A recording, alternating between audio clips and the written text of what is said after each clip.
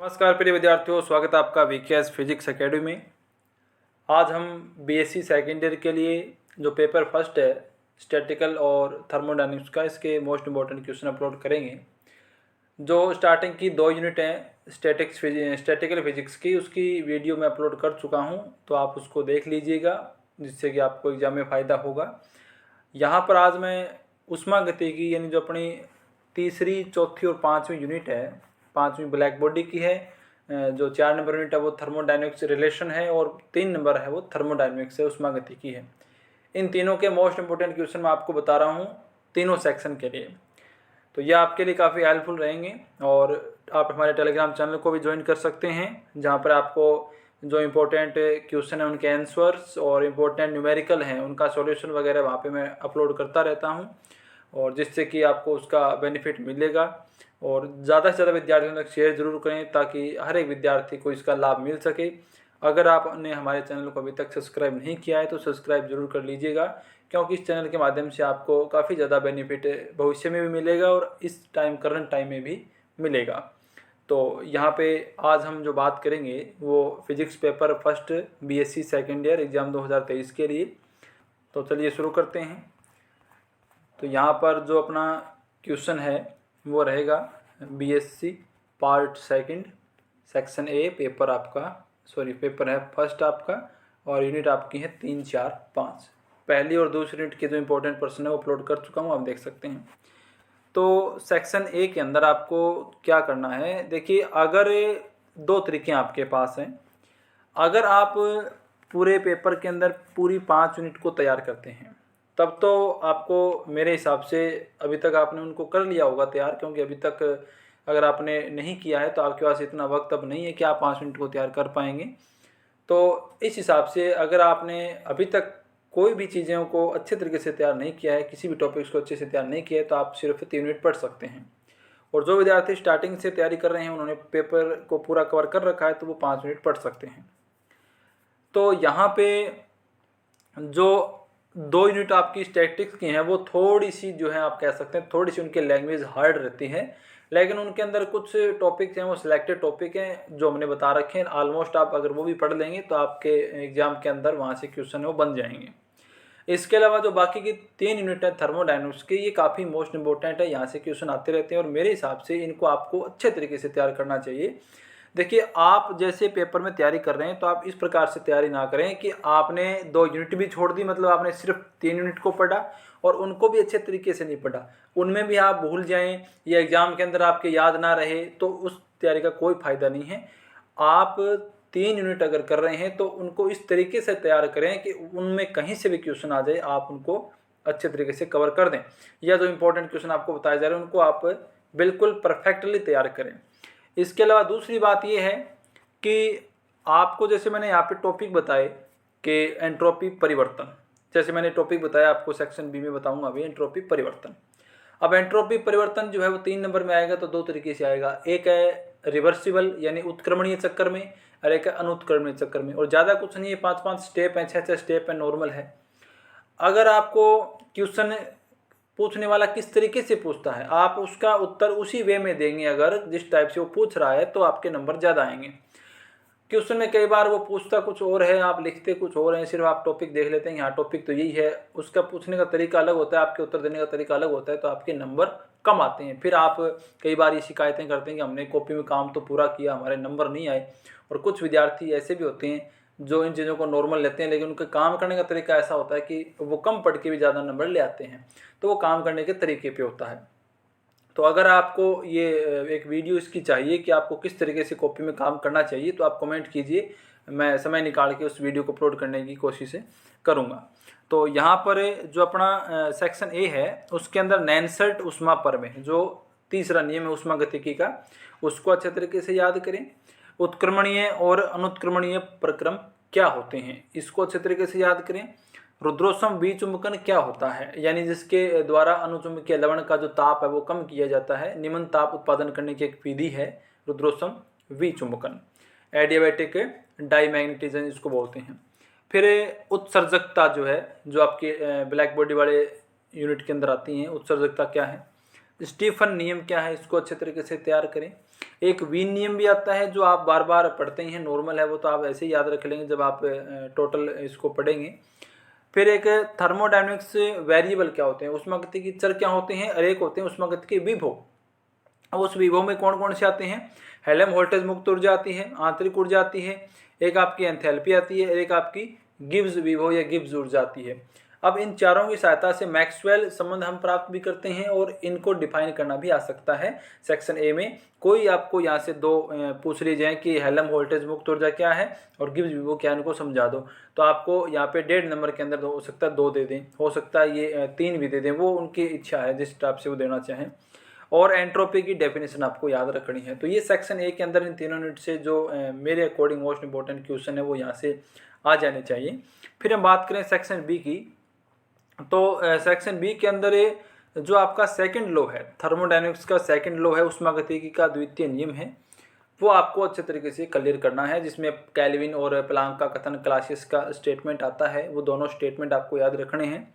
इसके अलावा एंट्रोपी भी इसके अंदर आ सकती है, लेकिन मुख्य रूप से जो सेकंड लॉ है वो आपका केल्विन और वो प्लांक वाला कथन है, क्लासियस का कथन है, वो आपको यहाँ पे लिखना होता है।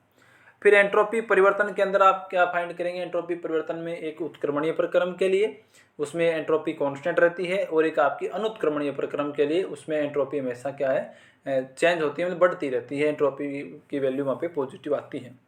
और यहाँ पे मैंने लिख दिया reversible process and irreversible process, यानी उत्क्रमणीय और अनुत्क्रमणीय दोनों के अंदर एंट्रोपी परिवर्तन किस प्रकार से होता है, ये टॉपिक इंपॉर्टेंट है। इसके अलावा रुद्रोष्म विचुंबकन, रुद्रोष्म विचुंबकन की विधि क्या है, उसका डायग्राम, विधि, उसमें क्या होता है, ये चीज़ें आपको अच्छे तरीके से ध्यान होनी चाहिए।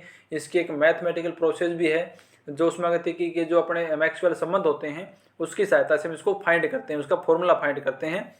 तो फॉर्मूला भी आ सकता है, लेकिन आपको विधि, डायग्राम और इसके अंदर होता क्या है, इसमें किया क्या जाता है, इसका सिद्धांत वगैरह क्या है, ये चीज़ें आपको अच्छे तरीके से याद होनी चाहिए। फिर ऊष्मागतिकी ताप पैमाना, एक अपना नॉर्मल गैस पैमाना होता है, जैसे हम दक्षता वगैरह निकालते हैं, नीटा बराबर 1 - T2/T1, इस प्रकार से अपना फॉर्मूला होता है ना, तो वो नॉर्मल गैस ताप पैमाना होता है। उसका ऊष्मागतिकी ताप पैमाना जो है उसके साथ क्या संबंध है, ये आपका हम थीटा वगैरह में इसको लेते हैं, 1 - τ2/τ1 के अंदर लेंगे, और इसमें तुल्यता भी पूछी जा सकती है कि ऊष्मागतिकी ताप पैमाना और अपना जो आदर्श गैस ताप पैमाना उसमें दोनों में क्या संबंध है। जूल थॉम्सन गुणांक, अब जूल थॉम्सन गुणांक एक तो सेकंड पेपर में भी आएगा आपका, लेकिन वहाँ नहीं, वो अलग है। यहाँ पर आपको मैक्सवेल इक्वेशन के एप्लीकेशन के अंदर आता है, जो अपना मैक्सवेल संबंध है, 4 समीकरण होते हैं मैक्सवेल की, उनकी सहायता से हम आदर्श गैस के लिए और वान डेर वाल्स यानी वास्तविक गैस के लिए किस प्रकार से जूल थॉम्सन गुणांक की वैल्यू आती है वो हमें बताना है। तो यहाँ पे नॉर्मल आपसे अगर सेक्शन ए में पूछें तो ये पहले पूछा भी गया है कि जूल थॉम्सन गुणांक को आदर्श गैस के लिए कैसे आप बताएंगे, सिर्फ 1.5 नंबर के अंदर। तो उसमें नॉर्मल बताना है कि जूल थॉम्सन गुणांक है, उसकी वैल्यू आदर्श गैस के लिए μh बराबर क्या होती है, 0 होती है, यानी जूल थॉम्सन गुणांक जो है वो 0 आता है, और आदर्श गैस को अगर आप सरेंद्र डार्ट से गुजारेंगे तो उसके ऊपर कोई इफेक्ट नहीं पड़ेगा। तो ये कुछ इंपॉर्टेंट पर्सन है सेक्शन बी के अंदर। फिर इसमें एक क्लासियस कैल्विन समीकरण जो है वो भी इंपॉर्टेंट है, वो कई बार आई है, तो इस बार हो सकता है, पिछली बार वो आई थी, और तो इस बार रुद्रोष्म विचुंबकन की संभावनाएं जो है वो ज़्यादा बनती हैं। इसको थोड़ा सा कवर करेंगे तो मेरे हिसाब से आपको बेनिफिट मिलेगा। फिर हम बात करें सेक्शन सी की, तो सेक्शन सी के अंदर जो अपना कार्नो चक्कर है, कार्नो इंजन है, इसमें हम टोटल वर्क फाइंड करते हैं, जिसमें हम 2 समतापी और 2 रुद्रोष्म जो अपने चक्कर लेते हैं, इस प्रकार से हम ऐसे एक डायग्राम बनाते हैं इस टाइप से, और यहाँ पे जैसे अपना पोजीशन है A1 A B C D, इस प्रकार से एक T1 टेम्परेचर, एक T2 टेम्परेचर, ये आपका एक समतापी का, एक आपका रुद्रोष्म प्रसार, एक समतापी संपीड़न, एक रुद्रोष्म संपीड़न।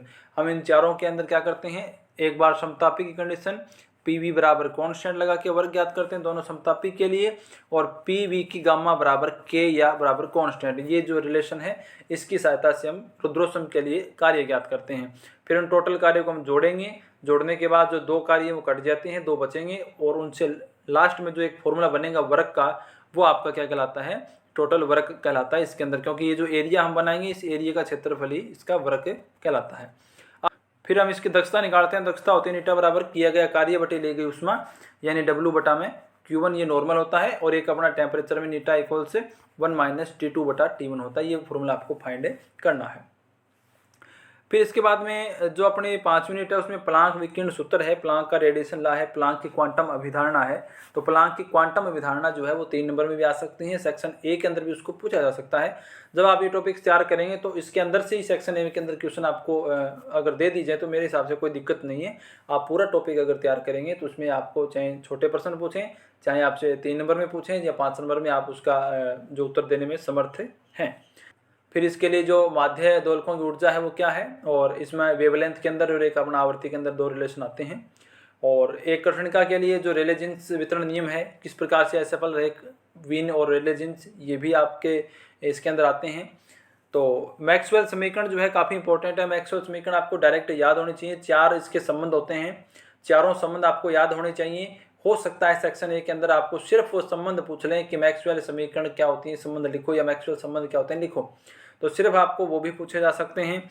सेक्शन बी के अंदर या सी के अंदर भी आ सकता है। आपको कंप्लीटली इसको एक्सप्लेन करना कि 4 मैक्सवेल संबंध कौन से होते हैं, उनको प्राप्त करके दिखाइए। तो इसकी 2 मेथड है वैसे, एक आपकी XYZ चर वाली है, XY चर वाली है, और एक आपकी ऊष्मागतिकीय विभव की सहायता से हम ज्ञात करते हैं। जैसे हेल्म वोल्टेज मुक्त ऊर्जा है, गिब्स ऊर्जा है, आंतरिक ऊर्जा है, और एक अपनी जो एंथैल्पी है, इनकी हेल्प से हम रिलेशन ज्ञात करते हैं इनके, जिनको मैक्सवेल संबंध कहते हैं। तो वो आपको पर्टिकुलर अगर कुछ नहीं दिया जाए, सीधा इतना ही पूछे कि मैक्सवेल संबंध को प्राप्त करें आप, तो आप कौन सी भी विधि लगा सकते हैं। अगर आपसे पूछे कि एक आप ऊष्मागतिकीय विभव की सहायता से करें, तो आप जैसे नॉर्मल जो तरीका है अपना G, F और U वाला, यानी जो हेल्म वोल्टेज मुक्त ऊर्जा है, गिब्स ऊर्जा है, इनकी सहायता से ज्ञात करते हैं, और एक हम XY चर मान के फिर इनको डिटेल से आगे बताते हैं।